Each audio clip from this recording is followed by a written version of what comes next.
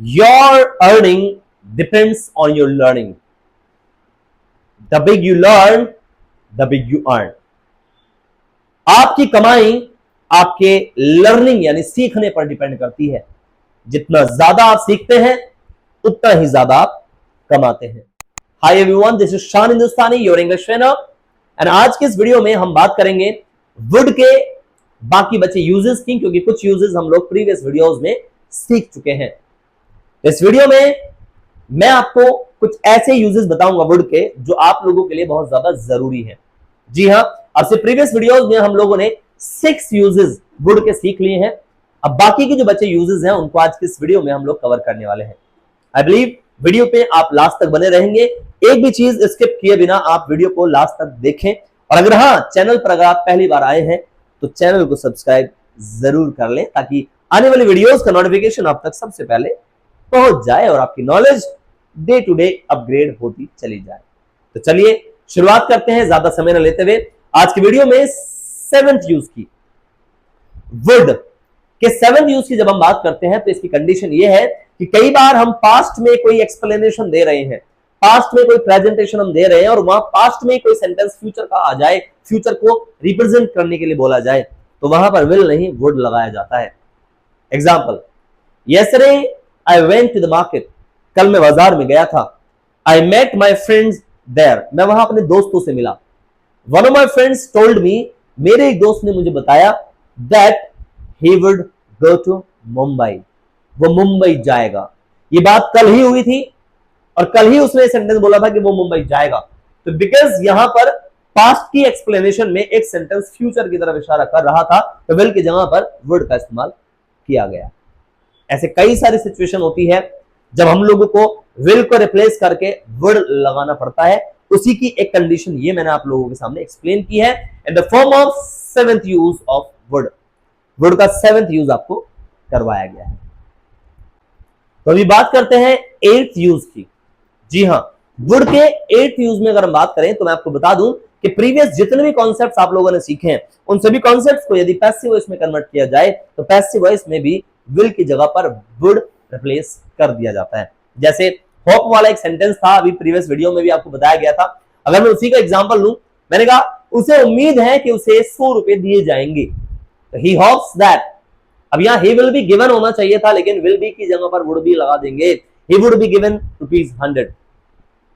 ऐसे मैंने कहा मुझे उम्मीद है कि तुम्हें वहां बुलाया जाएगा, I hope that you would be called there.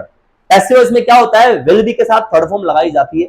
यहां पर विल की जगह पर वुड रिप्लेस हो गया, क्योंकि होप वाले सेंटेंस में पैसिव वॉइस घुस गई है। So that's what you have to understand guys. Now इसकी आज इसी वीडियो में हम लोग बात करेंगे 8th यूज की। सॉरी, 8 तो हमने कंप्लीट कर लिया है।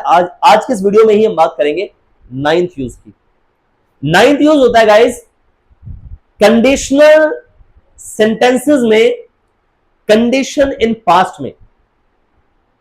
फिर से समझिएगा, कंडीशनल सेंटेंसेस होना चाहिए। ये वो सेंटेंसेस होते हैं जिनमें यदि और तो की आवाज आती है। जैसे यदि मैं एक राजा होता तो मैं प्रजा की सेवा करता।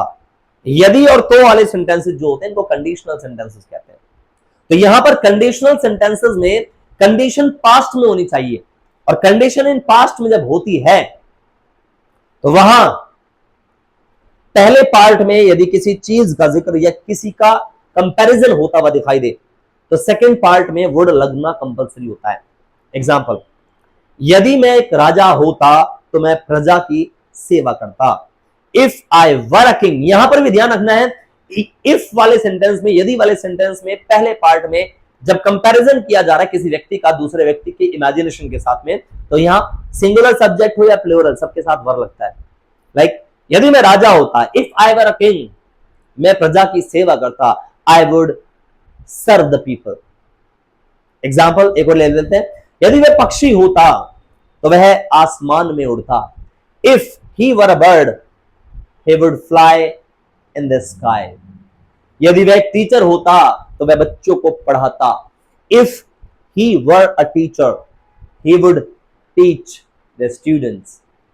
यदि वो एक इंजीनियर होता तो वो तुम्हारे मकान का नक्शा बना देता। If he were an engineer, he would create the map of your house. Well, 10th use की बात करते हैं, और 10th यूज क्या होता है, ये भी कंडीशनल सेंटेंसेस में ही यूज होता है, कंडीशन इन पास्ट में ही होता है। बस डिफरेंस ये है, प्रीवियस वाले सेंटेंस में यदि के बाद एक व्यक्ति का दूसरे व्यक्ति के साथ या दूसरी चीज के साथ कंपैरिजन और इमेजिनेशन होती थी, लेकिन इस बार किसी व्यक्ति का कंपैरिजन नहीं होगा। इस बार पहले सेंटेंस में यानी यदि के बाद वाले सेंटेंस में काम दिखाई देगा। तो जब सेंटेंस में पहली बार में काम दिखाई दे और उसके बेस पर कोई बात बोली जाए, तो पहले वाले सेंटेंस में हैड के साथ थर्ड फॉर्म और दूसरे वाले सेंटेंस में वुड हैव के साथ थर्ड फॉर्म लगती है। तो यहां पर भी वुड का यूज हुआ सेकंड पार्ट में। एग्जांपल, यदि तुम यहां आते तो मैं तुम्हें पढ़ाता। If you had come here I would have taught you. यदि वह स्कूल जाता तो वह पास हो जाता। If he had gone to school he would have passed the exam. यदि तुम पैसे कमाते तो तुम घर खरीद लेते।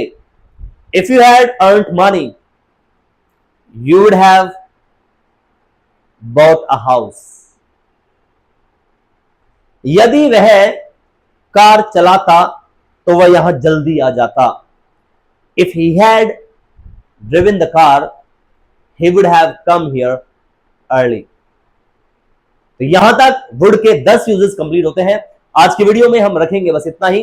वीडियो पसंद आई हो तो लाइक जरूर करें, अपने दोस्तों के साथ शेयर जरूर करें, और आपके अगर कोई कंफ्यूजन कोई डाउट्स हैं तो कमेंट बॉक्स में लिखकर हमें जरूर बताएं। आपके कमेंट्स के बेस पर हम एक वीडियो आपके कंफ्यूजन को क्लैरिफाई करने के लिए या फिर आपके कुछ पर्टिकुलर टॉपिक की रिक्वेस्ट पर भी हम बनाने की पूरी कोशिश करेंगे। तो आज की वीडियो में बस इतना ही। अपना ध्यान रखें, अपनों का ध्यान रखें। Bye bye everyone, take care of yourself, good night, जय हिंद, जय भारत।